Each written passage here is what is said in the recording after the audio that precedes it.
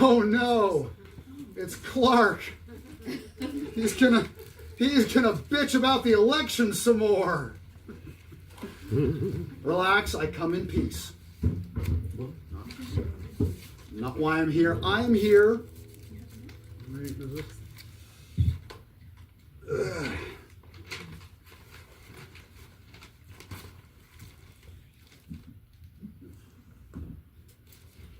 I am merely here to bring you a new seasonal edition of songs I sing to my cat, Tom Catkins, named, of course, for 80s icon and unlikely leading man Tom Atkins. Not gonna bitch about the election much. I'm not gonna bitch about the election much. Just at the top here, just want a little tete-a-tete with my boys. So, ladies, this is really among us, so you can feel free to tune out for this part. You just, hop on your phones, because you weren't going to do that anyway, while I have a little chat with my bros, my broskies. Hi. We're the problem, it's we. Yep. Not we personally, but, statistically speaking, we are the problem. We're the reason we got about a month left until we become an Axis power. And now look, I've said it before. We're all ones of the good ones here. But the word good has multiple meanings. And while we may be, in one sense, good men, we are not good in the sense of non-defective. Now, I have spent the past month trying to figure out what it is that sets us apart. And I've been poring over this exit polling data, and I have come to the only possible conclusion, which is, and I don't want to bog you down in technical jargon, but it's important that we define our terms precisely. Our wieners are busted. Yeah, I'll tell you what I mean. Now for us, for the male Harris voters, it is merely a reproductive organ and a divining rod for trouble. But hey, 6 of one, half a dozen of the other. Am I right, guys? Whereas for the majority of men, it serves an additional function. It appears to be a receiver of some sort. And now, perhaps an example will help. See, what to me sounds like crinkling cellophane, apparently sounds to most men like a great point someone made on Rogan. I merely lack the hardware capable of unscrambling that signal. And another data point in favor of busted wiener theory. We all know that guy who's like, hey, I voted for him because he tells it like it is. And you're like, that's like it is? That's not like it is. Au contraire. Clearly that is like it is. If your dick works, you can switch it to antenna mode. Well, I guess we'll just have to console ourselves with the knowledge that our unifunctional wieners, unlike those of our MAGA brethren, might actually someday satisfy a woman. Not probable, but at least it's plausible. And a 1 and a 2. You're the most annoying cat in the world. Playing hockey with pens when I'm trying to sleep until pillows are hurled. You're the most annoying cat in the world. All right, look, I don't want to dwell on this. I can't, I can't believe these numbers. Now, when I say the majority of men, I don't mean 50% plus 1. Like 60-something%. 2/3 of us voted for this son of a bitch.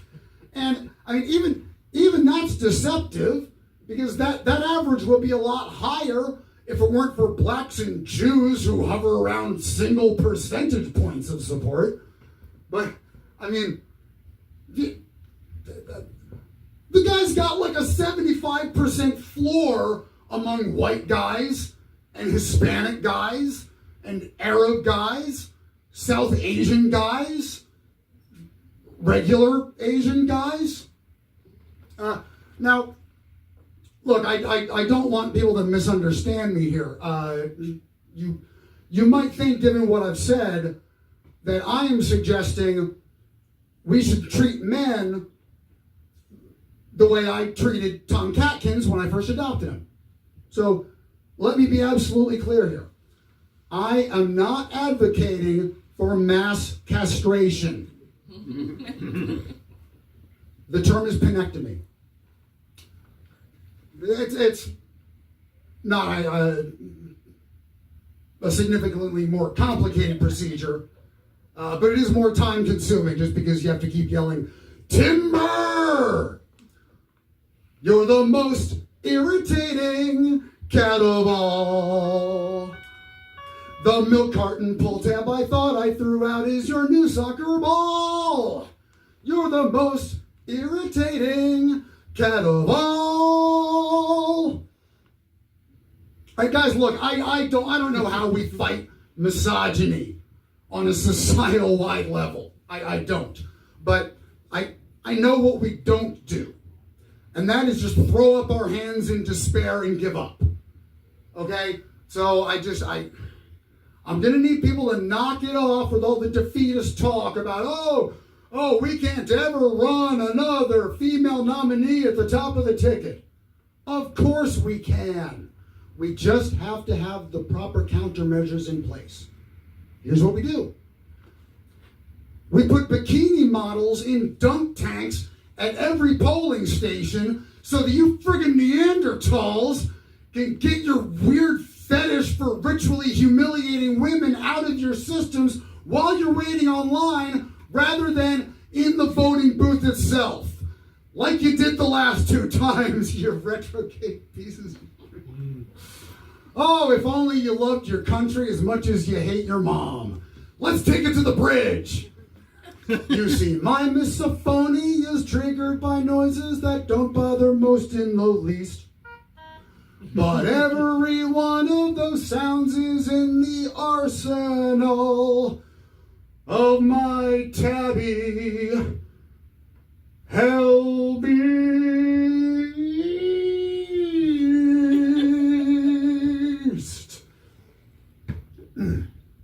Okay, just one more thing about the election. Look, if you're like me, my condolences. But if you're an informed partisan, whenever election time rolls around, you're watching those returns come in from around the country, and you think to yourself, what good am I? Just one more dot here in blue Jersey. I mean, I don't have deep ties here, and my skills, such as they are transferable. If I had the courage of my convictions, I would move to a swing state where my vote actually counts. If that sounds familiar, well, I have some good news. You're the most annoying cat in the world. Chasing wires and drawstrings and shoelaces, everything that can be twirled. You're the most annoying cat.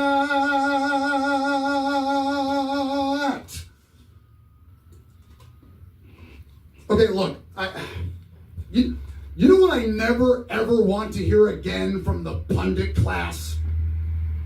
Pundits, the lamprey eels of our media ecosystem, right? You know what I never want to hear again from those guys? Well, anything, but specifically, I never again want to hear the Democrats are going to have to do some soul searching.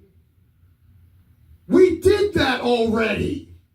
We did some soul searching. It's called canvassing. We couldn't find enough people who have one.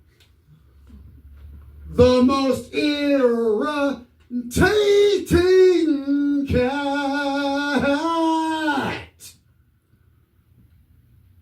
And for the love of God, please stop saying, well, at least he's good for comedy. He's not good for comedy. He's terrible for comedy. Because comedy, you see, often entails exaggeration. Good luck finding an on-ramp to the hyperbole highway when you're dealing with the living embodiment of ad absurdum. Good for comedy. Ugh.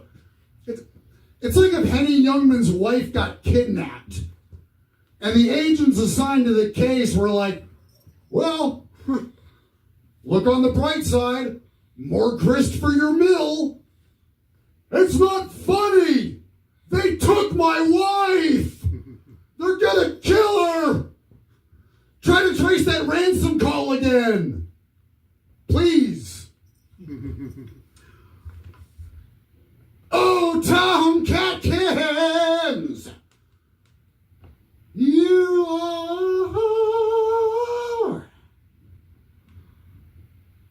are a good boy, but you're a pain.